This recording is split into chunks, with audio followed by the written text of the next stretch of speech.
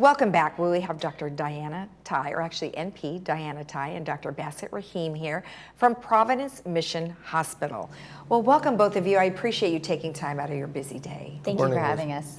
And we were talking a little bit off camera about, we're going to be talking about strokes, and that there's a lot of great information out there, education, a lot more things for preliminary stuff, which we'll get to in just a bit. But before we do that, let's have you both introduce yourselves and tell us more about you. And I'll start with you, Diana.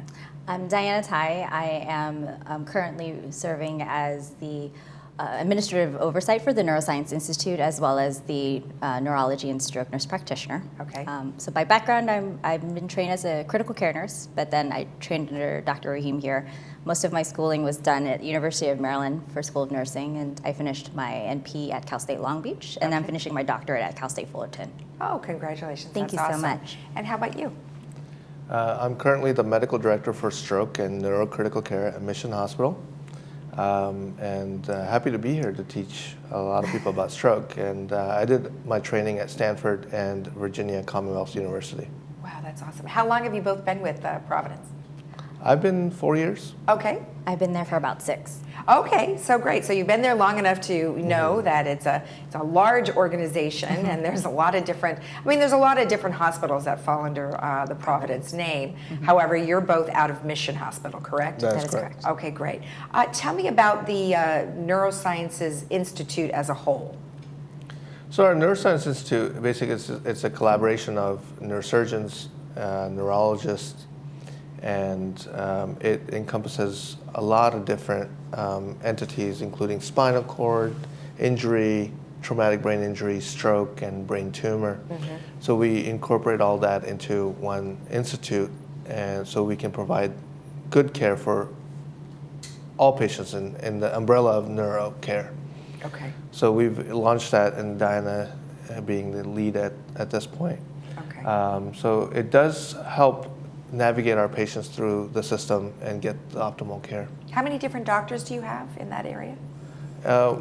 There's about 9 neurosurgeons and then approximately 5 neurologists. Wow, so that's a very large group. Yes, very big. So you must be busy.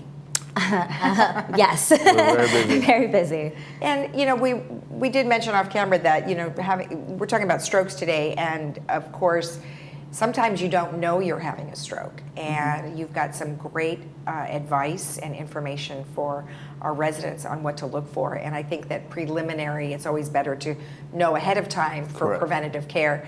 And so you guys call it Be Fast. So let's talk about what that means. So BFAST is pretty much an acronym that we use in the community setting to really hone in on the signs and symptoms of stroke, because not many people can really recommend it or actually remember it. So whenever I do community events, this is one of the key education points. So B standing for balance. So if someone is feeling off balance, leaning to one side. E for eyes. So if they have double vision, visual changes that are just sudden. F is for face, so if you have like a facial droop, facial weakness. A is for arms, more of along the lines of weakness, so if you have someone lift up their arms and they start to fall or drift down, that's also concerning for a stroke. And then S is for speech, so if they have difficulty articulating, difficulty with their speech, meaning as far as slurred speech, they need to activate, which is most importantly is time. So that time is critical, because brain, there's no way that we can replace brain tissue. As neurons die during a stroke, we need to activate, especially emergency medical systems, so that we can hopefully stop it in time. Now, are these individualized symptoms, or it's all at once, like you would experience all of these things, or are you talking about just one of So those you can things? have a combination of these symptoms. It's just not isolated to one or two. You can have a particular artery that does, all the above. Right. So it's important to know all of them, and they can come together as well. So what's happening to the body when you have a stroke? So when you are having a stroke, the body or the brain is deprived of oxygen. There's lack of blood flow to that particular part of the brain. There's multiple arteries that go to the brain, and if one of them is included, that part of the brain is no longer functioning because it's not getting any oxygen. So, and and the brain is divided into different territories, and every part has a job to do. So if you get double vision or vision loss, it's probably the back part of the brain. Okay. Or if you have motor weakness, it's a particular part of the brain that's causing it. So the left part of the brain causes weakness to the right side of the body. So you're deprived of oxygen, and to revive that, time is basically important. Right. What is the amount of time that you have to help somebody that is experiencing a stroke? Well, that's a really good question. We have a time frame of a medical management and then surgical management. Medical management, we can give clot busting medications, and that can go up to about 4.5 hours. And then surgical procedures like clot retrieving, they can go up to 24 hours. However, there's a lot of clinical trials that are expanding that window as well.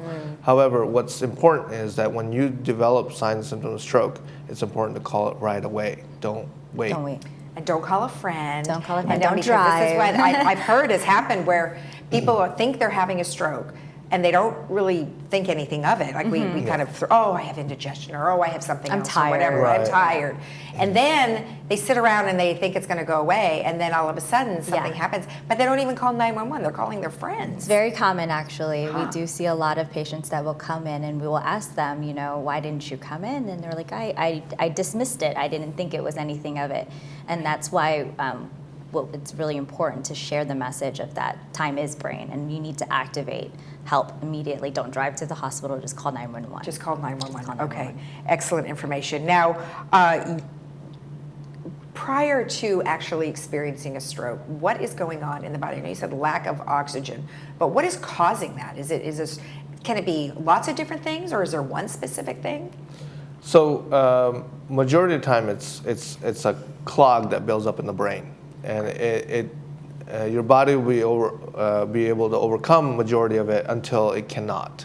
So that clog keeps building up until the body demands amount of oxygen, and your artery just can't meet it. So it comes. And then the other is that sometimes you can have a clot that comes from the heart or other parts of the body that go straight to the brain and cause lack of blood flow. Okay. Now, quickly, let's talk about your facility. You guys have award-winning facility We do. in a variety of different areas, many that we cannot go over because we don't have that much time. But as an overall overview of the kind of care that someone could expect, just give me a brief overview of that. So we are a comprehensive stroke center, which is the highest level of stroke care that you can get anywhere, and we are capable of handling any kind of simple or complex stroke cases. Okay. We do provide state-of-the-art surgical interventions as well that can potentially reverse the effects of stroke. Okay. So, and we've gained a lot of awards from the American Heart Association Right. that shows us that we're doing a lot of good care in the community. That's awesome. And then if you have had a stroke, you have a support group that I meets. do. What do you guys do there?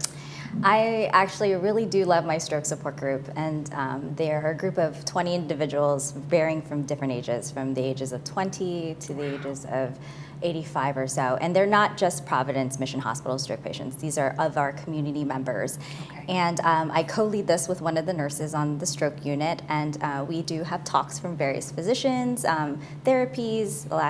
Last week we just had speech therapy, and we did pour painting. So we have little events for them to really just bond, and we have that usually every third Wednesday on the even months, and for about a couple of hours on campus. Okay. Oh, on campus. On okay, campus. Perfect. In person. Now, if somebody wanted more information about that, they can just call you directly. Yes. I know we have a number that we can share with everyone as long as they go to extension 6245. That is correct. And they can participate in that. And you did mention that they did not have to be a patient at Mission Hospital. No, we welcome caregivers, loved one, family members, anyone that is affected by a stroke. We welcome them with open arms because they love it. need the support. Thank you so much. Is there anything I've missed? No, I think you covered pretty much all of Thank it. you very much for having us. You're welcome. Thank you for coming on over and sharing the Thank you. information. Appreciate Thank it. you. All right. If you want more information or if you would like to participate in the support group, you can always call Providence at the number that's on your screen. We'll be right back.